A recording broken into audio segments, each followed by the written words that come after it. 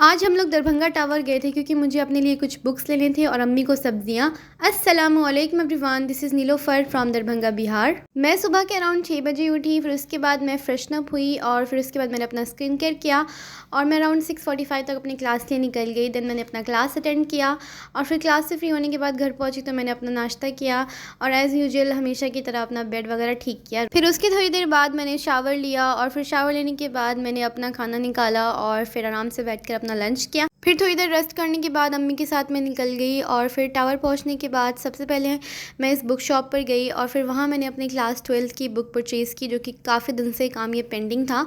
और फिर वहां मैंने अपनी एनसीईआरटी की बुक्स ली और फिर यहाँ पे अम्मी ने मखाना लिया था और यहाँ पे मुझे इतने प्यारे प्यारे फ्लावर्स देखे तो मेरा मन खुश हो जाता है बिल्कुल।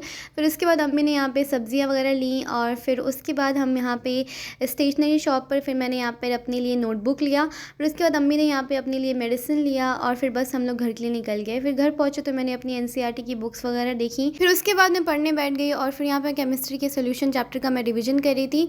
फिर उसके बाद पढ़ाई वगैरह करने के बाद यहाँ पे गेस्ट आए थे हमारे घर, तो यहाँ पे बिरयानी वगैरह बनी थी। फिर उसके बाद यहाँ पे गेस्ट को सर्व वगैरह किया, फिर साथ में मिलकर हमने खाना वगैरह खाया और फिर ढेर सारी बातें की।